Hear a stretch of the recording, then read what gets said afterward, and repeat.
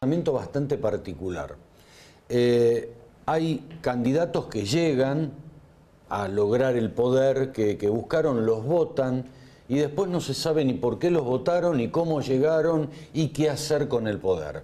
Pasó, bueno, en Perú hace bastantes años con Fujimori, pasó con Donald Trump en Estados Unidos, pasó con Chávez en Venezuela, Bolsonaro en Brasil. ¿Qué es esta tendencia que se da en América y en particular en Sudamérica? Juan Venturino, gracias por haber venido. No, gracias por invitarme. ¿Qué pasa, Juan? ¿Qué pasa? Bueno, estos políticos que generalmente tienen escasa o nula trayectoria, en algunos casos no los conocen. En el caso de Trump, por ejemplo, un empresario, prácticamente hablamos de un personaje, podríamos decir hasta un fronterizo desde el punto de vista comunicacional.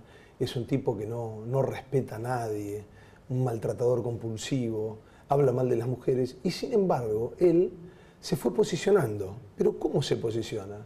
Porque los estrategas del marketing político lo aprovechan, capitalizan esta cuestión de ser un outsider, como le dicen en Estados Unidos, alguien que está fuera del sistema, y capta a todas aquellas personas que están de alguna manera, y esto es muy común en la región y en el mundo, que se sienten defraudados con la vieja política. Sienten que no los representan, que se olvidan de ellos, que no reconocen sus intereses. La verdad es que obviamente es una cáscara, es una gran mentira esto del marketing político, que posiciona a personajes en algunos casos deleznables. Sin embargo, inteligentemente utilizan todo aquello que le tiran para llevarlo a favor. Y entonces terminan en las elecciones yéndole con resultados que son sorprendentes. Esto se viene dando de 20 años a esta parte, cuando entendieron que podía venderse un político como si estuvieras vendiendo un producto, ¿no? Y es un poco lo mismo, ¿no? En esta misma línea le pasó a Jair Bolsonaro en Brasil. Unos días antes de las elecciones, él hizo comentarios y usó esa imagen xenófobos, que tiene, además, ¿no? Xenófobos, de todo tipo, ¿no? De realmente recalcitrantes, y sin embargo capitalizó eso a favor. Él salió luego, unos días antes, de alguna manera a darle un poquito de mesura, a alivianar ese discurso. Se mostró con un muchacho que era homosexual y tuvo una charla coloquial porque él había dicho cosas horrendas, ¿no? Respecto de la elección sexual. Había dicho que si tenía un hijo que era homosexual no lo iba a aceptar como un hijo. Cosas de un estilo que realmente nadie que entienda de lo políticamente correcto haría. Pero estos personajes, al contrario, más barrabasadas dicen, parece que mejor les va a la hora de las elecciones, porque, como te digo, capitalizan el desencanto de la gente. 3, 4 años no los conocía nadie, habían tenido por ahí un cargo secundario y sin embargo se alzan en las elecciones como la nueva política, ¿no? Pasó en Estados Unidos, pasó en Brasil y no nos tiene que extrañar que la región vaya en esa tendencia, ¿no? O sea, ahora, fíjate, Juan, disculpa, ¿qué riesgo hay en esto? A vos que sos un pensador también, analista, pero digo, ¿qué riesgo? Por una parte tenemos manipulación. Esto, la síntesis de lo que estás comentando, es manipulación. Y por otra parte tenemos desaparición de partidos políticos. Claro. O sea, manipulación, desaparición de partidos políticos. Los partidos políticos se van descomponiendo porque en una sociedad de consumo, en una idea de una cultura del individualismo, la idea ideológica aparenta ser, para el gran público, como una mala palabra. Quienes entienden que están vendiendo a un político como si fuera un producto, lo venden como si fueran unas zapatillas, o como si yo te estuviera vendiendo un horno microondas. Y de esa manera lo compran los votantes, que como sabemos están ocupados en ver cómo pagan sus cuentas, enojados con la política, con la forma de política. Entonces un político de pura cepa, alguien que se dedicó a hacer política 25, 30 años, y puede haber sido un tipo que haya tenido aciertos y obviamente errores haciendo, juega a perder con estos nuevos personajes que, como te digo, se erigen desde este lugar, ¿no? Entonces tiene que ser un discurso vacío, apelan a los sentimientos. Como dijimos, no tienen que tener ningún partido político atrás apoyándolos. No necesitan eso. Porque como dijimos, es una zapatilla, tienen que decir que es buena, que es linda, que es mejor que las otras, y se acabó. Y lamentablemente traen adentro un discurso de intolerancia y además se conducen de una manera, te diría, preocupante y triste, ¿no? Porque las cosas que dicen respecto de las minorías, a la hora de tratar de generar consenso, hacen todo lo contrario. Estados Unidos, Brasil, y en la región se dan estos fenómenos, ¿no? Ahora, fíjate, ¿no? Que Bolsonaro fue en contra de los gays y los gays lo apoyaron también en la elección. O sea, ¿cuánto hay de lo que decís vos en la manipulación y en dar vuelta al discurso, ¿no? Utilizan estos tiempos, los manejan, tienen informaciones estadísticas. Ahora surgió esta noticia de que Facebook le daba a Analítica, una empresa que daba información. Hoy hay demasiada información en aparatos aparentemente inocuos.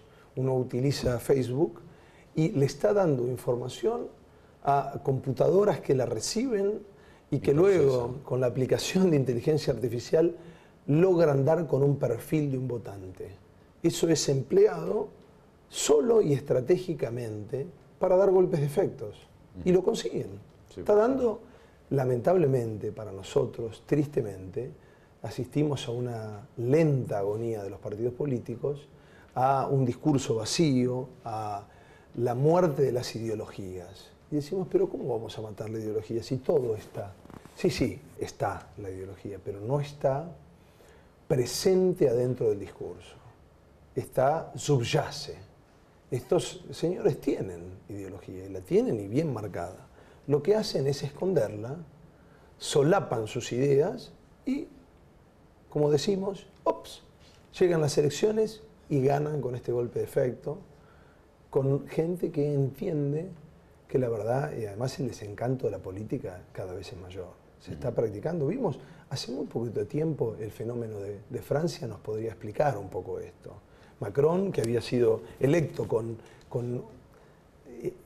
números altísimos de aceptación, un tipo que además considerado muy inteligente, una mente brillante, se hablaba de la mujer que era mayor y toda esta cuestión que también le gusta al votante medio, que cautivan a las audiencias. Bueno, fue la profesora de él, qué lindo, es una idea encantadora, ¿no? Parece loco, pero es así, ¿no? No existe un partidario, no existe nadie que pretenda ocupar un cargo político que no pueda contar un poquito sus historias, sus amores, sus desencantos. Sí, pero al poquito tiempo le paralizaron el país. Sí. O sea, marchas y marchas. Los chalecos. Sí, una los chalecos, persona exacto. llama a los chalecos amarillos, Sí. Un mecánico dice, ¿hasta cuándo voy a pagar la nafta? ¿Hasta cuándo van a aumentarme la nafta? Y espontáneamente cientos de miles se manifestaron en la calle. Él vino acá y recordamos en el G20 que lo recibieron 2 chalecos amarillos, parecía. Estas son las cosas que tiene la política, ¿no? La perlita. En Argentina no estaban nadie de protocolo y lo reciben dos personas que trabajaban en el aeropuerto con chalecos amarillos. Parecía casi un chiste. Pero él ha tenido que enfrentar esto, que además parecía que se iba a agotar, que no tenía ningún sentido, que iba a durar días, y realmente se ha desgastado muchísimo la imagen de Macron, sí, tal cual, en el mundo. Y eso tiene que ver con un desencanto generalizado en la política. Y después nosotros tenemos otra particularidad como microcultura, nuestra cultura, en que nos tomamos todo, diríamos, con un chiste. O sea, lo duro de una realidad, sea la que fuere, enseguida vos ves en el sistema, todo, claro, que te lo mandan y es analizamos. un chiste. Y con eso pareciera como que nos ayuda a sobrellevar la situación, ¿no? Sí, es triste, pero es así. Nosotros, la invención argentina, de cada cosa hacemos los Macri tips, de cada situación disvaliosa, de que podría ser para llorar, rápidamente lo convertimos en un chiste. Pero ese podría ser un proceso psicológico interesante, ¿no? Poder reírnos de nuestros propios dolores, ¿no? Básicamente. Pero creo que eso nos salva en un punto y en otro nos termina quitando un poco de seriedad, ¿no? Poder sostener políticamente, ¿no? Qué tipo de país somos, básicamente, y qué país queremos ser, ¿no? La Argentina, lamentablemente, ha faltado a ese debate. Fíjate qué interesante esto que se dio recientemente con el tema del aborto. Se discutió, se habló y quedó ahora en la nada. Otro tiempo político, pasamos, ¿no?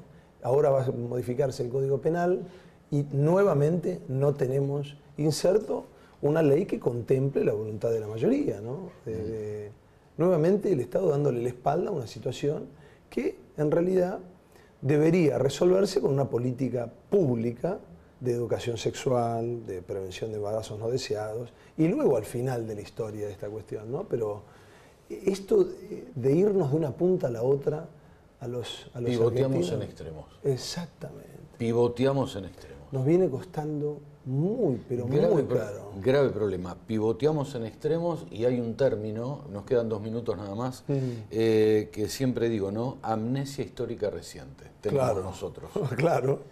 Adolescentes somos. El pivotear en extremos, todo eso nos ayuda a construir un presente que no, quizás con poco sustento, ¿no? Sí, sí. Todo el tiempo estamos en esto de reinventarnos, de repensar la Argentina. Alguien, un iluminado, vuelve a inventar la pólvora, aunque la pólvora tenga 5000 años, nos la vuelven a vender como algo nuevo y la realidad es que está todo inventado. Nos están faltando políticas públicas de Estado, pero para eso necesitamos construir consenso. Para construir consenso debemos ser coherentes. Para ser coherentes tenemos que tener compromiso ciudadano en la política, ¿no?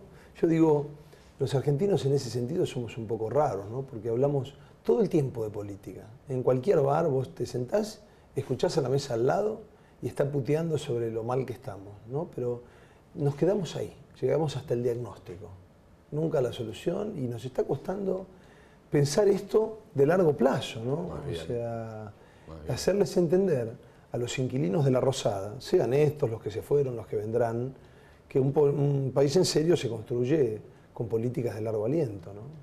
En términos industriales, en términos económicos, ¿no? Digo, el debate que nos está faltando es ¿qué tipo de país queremos ser? Yo creo que esa es una respuesta que lamentablemente no nos hemos podido dar, ¿no? Seguro. Seguro. Y como actores sociales que somos todos, ¿no? Claro. Algunos con más poder de decisión, otros no tanto, pero somos actores sociales. Todos somos animales políticos, además. Sí, sí, seguro. Juan Venturino, gracias. Muchas gracias a vos, Jorge, por invitarme. Pausa.